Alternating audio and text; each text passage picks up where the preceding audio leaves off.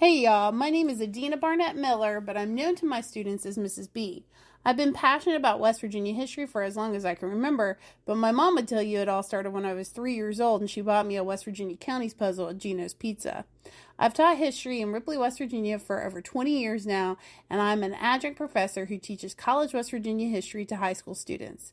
Please join me for West Virginia History with Mrs. B, a field trip across the Mountain State to walk in the footsteps of those who came before us.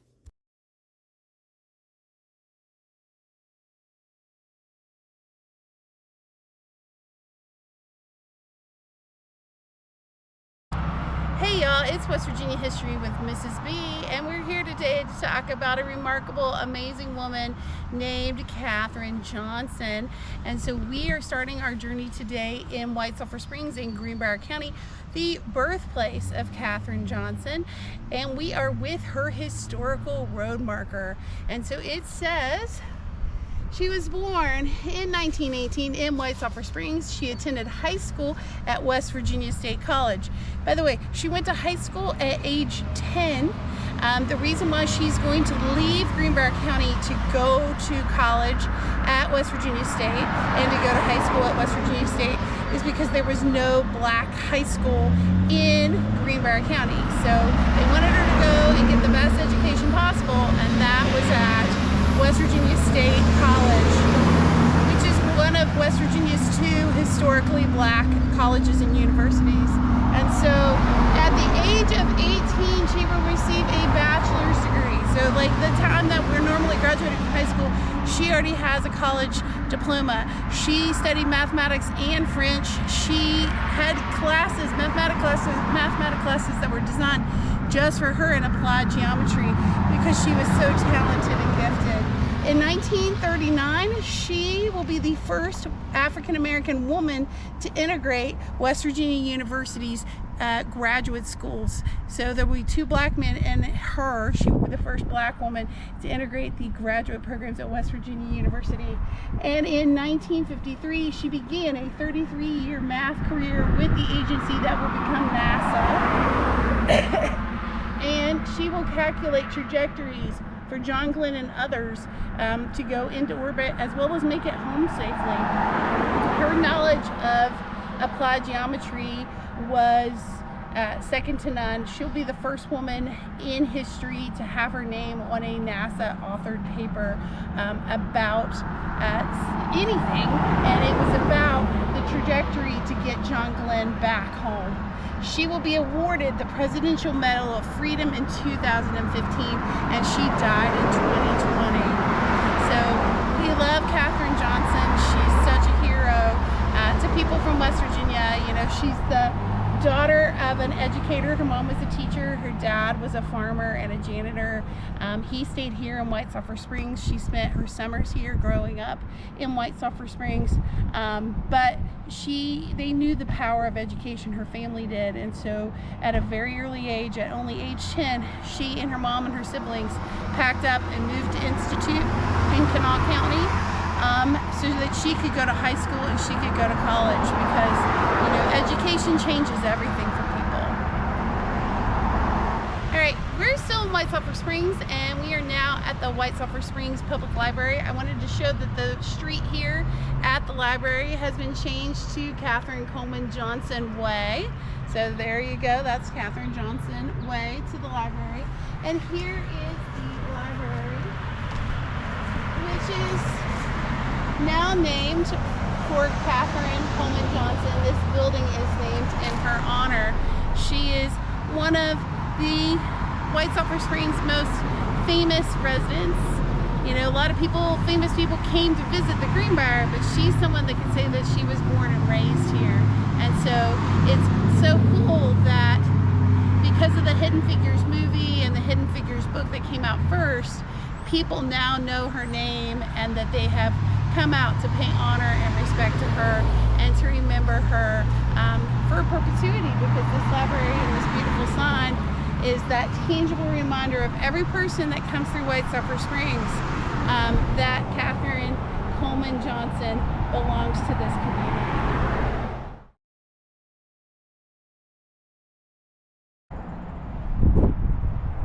Hey Hey y'all, it's West Virginia History with Mrs. B, and we have moved locations.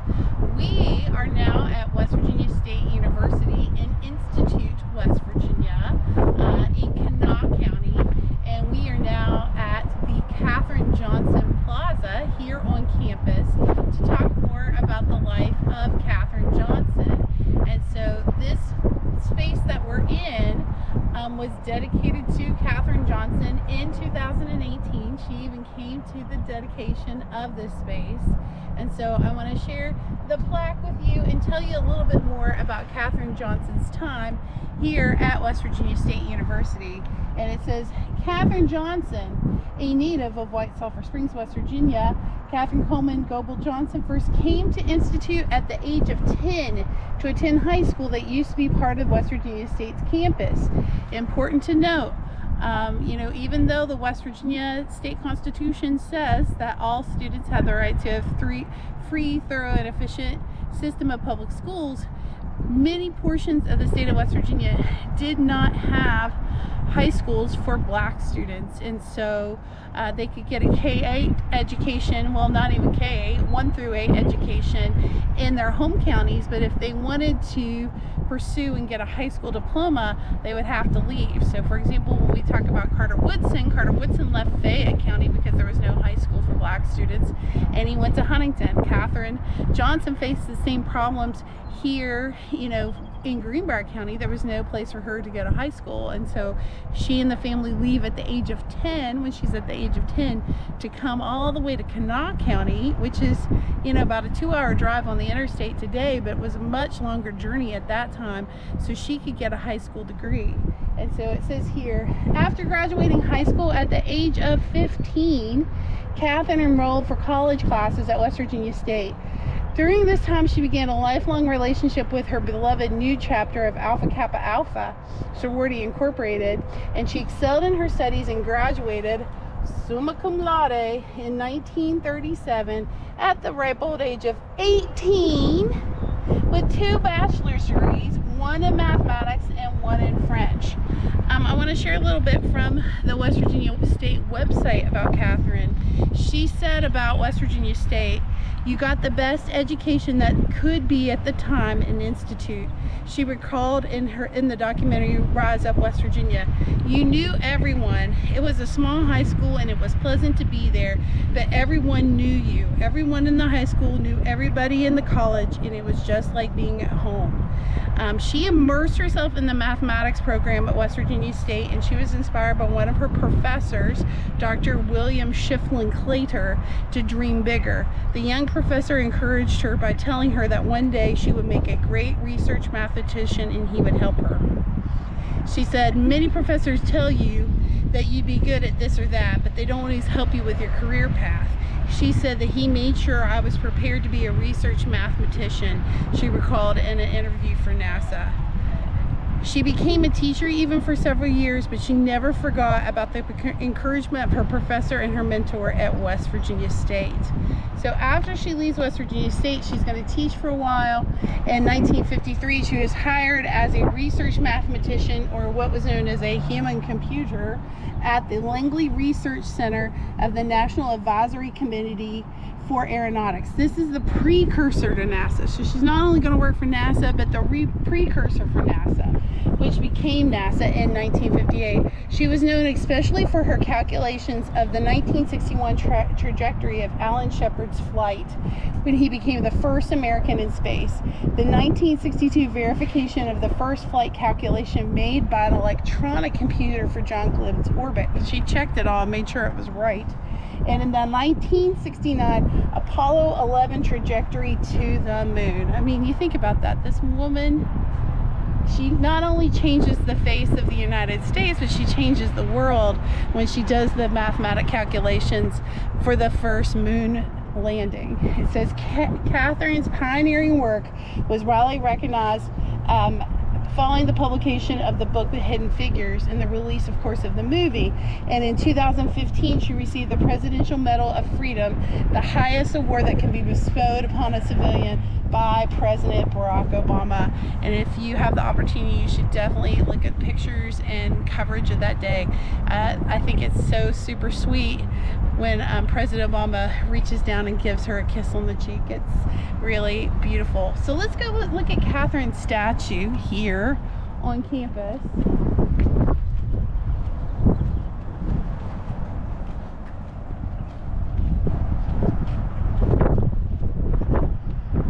This is beautiful.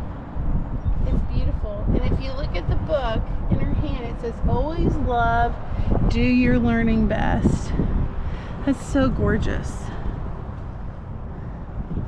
She just was an amazing human being who was super talented, super gifted, who had parents who believed in the value of education. She had people who believed in her from the earliest of ages, who invested in her and invested in her education and invested in her future. And in spite of all of the racism and Jim Crow segregation that she faced, she changed this country, she changed the world, she changed outer space, because her calculations allowed for the very first American to enter outer space and the very first American to land on the moon. So I love this statue. I'm so glad we got to come here. This is super easy to find. It's right on Barron Drive. As you get to the West Virginia State campus, it's about halfway down. And if Dave, you want to do a pan, you can show everybody where we are on the West Virginia State campus. As an alum of this university, by the way, Dawson Hall, that is a residential hall here on campus. Through the quad here, all the way in the back there is Farrell Hall, the administration building. And then one of the newer buildings on campus, the Judge Damon Keith Scholar Hall. They built this within the last 10 to 15 years, I believe, replacing Prillerman and Gore halls here, which were really, really outdated for the people I know that lived there. So this is a great addition. And then that big tall building over there is Sullivan Hall, another residential building. Over there we see Davis Fine Arts Hall. And ignore the tree that fell down because we've had crazy weather here in West Virginia. Over those trees beyond there, if we could see through it, the president's house is over that way. And right over here is the Thomas Cole complex. Thomas Cole, a former president of West Virginia State University, back when it was West Virginia State College. I believe he was the 8th president. I will correct myself if I'm wrong here. And if you keep on heading down this street, you're going to run into the basketball complex, the baseball, the tennis, the softball. So if you're coming to West Virginia State for a sports activity, you're going to come right past here. So this is definitely a stop you need to make to see Katherine Johnson. And the plaques on this other side, if you want to go show these real quick. So not only did they establish a scholarship, not only did they establish the statue here for Katherine Coleman Goble Johnson, but they actually endowed a scholarship, and it says that it will provide an enduring source of support for students from groups underrepresented in science, technology, engineering, and mathematics fields. And these are all the people who made donations to the scholarship fund. And you can see there's so many alumni, and then businesses as well.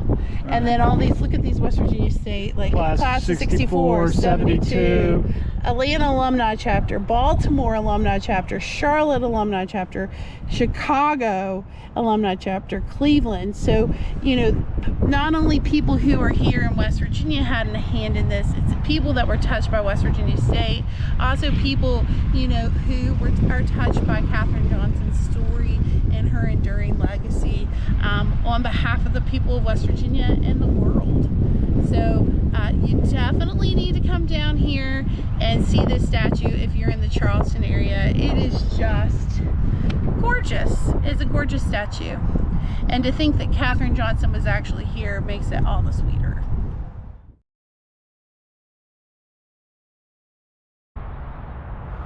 Hey y'all, we are now in Marion County, Fairmont in what is called Whitehall. And so we are at the technology park that you drive past on I-79. And the reason why we're here is because one of the amazing buildings here in the technology park is named for Katherine Johnson.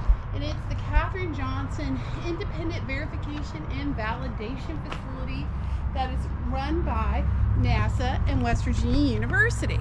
And so this makes our trilogy. We've went from White Sulphur to Institute and now here to the Technology Park in Fairmont. So Katherine Johnson began her career with NASA before it was even NASA. And so in 1958, it goes from being NACA to NASA, and she's going to be working for them. And a lot of the facilities for NASA they were in the South. And so, you know, when you're hiring African Americans in the South to work in, you know, government facilities, you're gonna have to face Jim Crow head on. And so if you've seen the movie Hidden Figures, that plays a very prominent role. They're working in Virginia, in Langley, and they're dealing with the remnants of Jim Crow segregation within society, but also within the federal government. You know, and also Katherine Johnson also had to face sexism. She's working in an extremely male-dominated field, and so she will not only persevere through racism, but she'll persevere through sexism as well. And she'll be the very first woman to have her name on a scientific paper at NASA.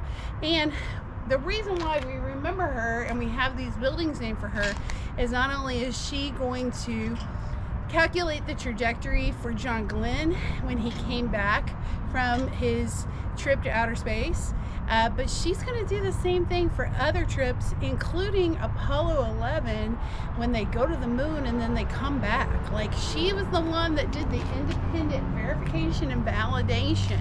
John Glenn said, you know, I don't trust it unless Katherine does the calculations. So I just think it's super cool that in her home state of West Virginia that there's a NASA facility with her name on it. So if you want to come here, you can just get right off the Whitehall exit and check that out. But Katherine Johnson is so deserving of memory, just not only because she was an amazing human being, but because she was an amazing West Virginian too.